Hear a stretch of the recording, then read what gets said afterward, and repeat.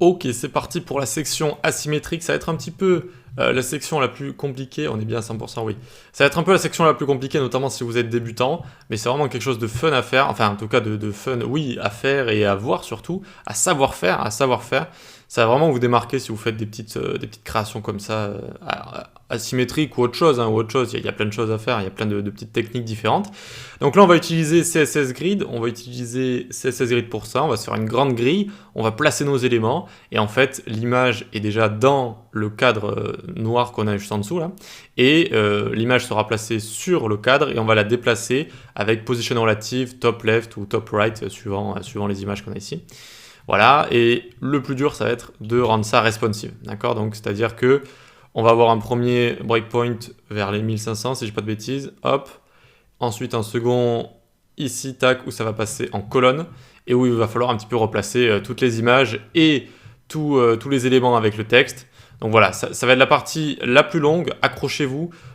Allez, donc n'oubliez pas que quand on est frustré, quand on voit des choses compliquées, c'est là où on apprend le plus, c'est là où on apprend le plus rapidement aussi, hein, il y a beaucoup de choses pour apprendre, hein, mais quand on a des gros morceaux comme ça, quand on attaque des gros morceaux, en général, ça vous fait évoluer plus rapidement. Allez, donc on va commencer avec l'HTML, hein, c'est parti, parce que pour l'instant, on n'a pas d'HTML, on a rien du tout, on a juste la page d'accueil.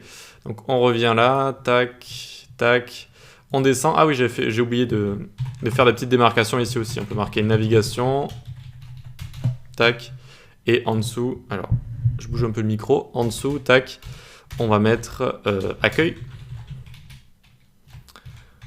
Hop, et là on va mettre section asymétrique.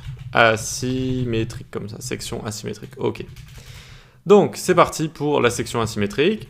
On va séparer chaque élément de notre site par des sections. Maintenant ça va être plusieurs sections. Là elle va avoir la classe j'ai dit, tac, section asymétrique. Et l'ID va être asym, comme asymétrique, pour que notamment les boutons, eh bien, ils aillent directement à asym quand on clique dessus. Voilà. On ouvre cette section et on va commencer par un H2. Voilà. Ici, que faire à Kyoto? Donc, cette section va servir à montrer des choses qu'on peut faire, des visites culturelles, etc., etc. Donc, à chaque fois, il va y avoir des blocs. Donc, bloc 1 pour commencer. Bloc 1 ici. Dans ce bloc 1, il y aura un H3. On va écrire ici visiter des temples. S'il y a beaucoup de temples. Hop, ensuite on va mettre un paragraphe avec un lorem 50 ici. Lorem 50, très bien. On va mettre un button avec la classe btn block left.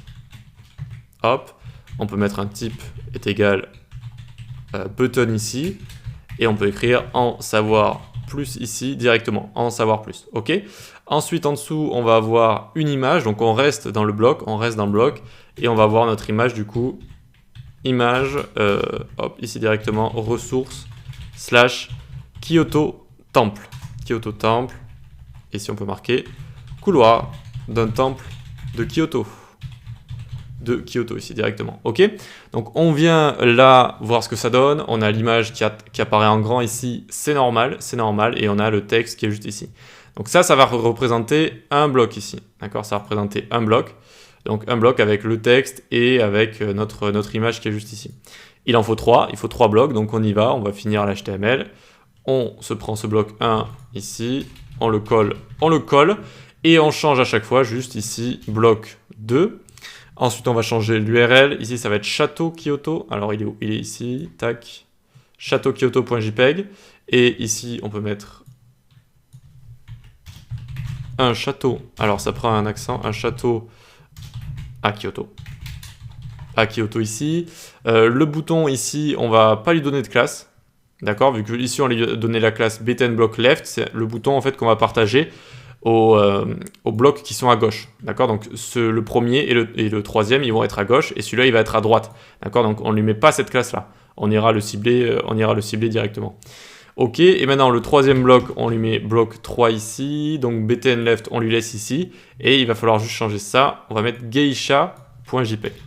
Je crois que ça s'appelle des geishas, des femmes comme ça qui sont habillées, maquillées d'une certaine façon, et ici, une geisha. Voilà, une geisha.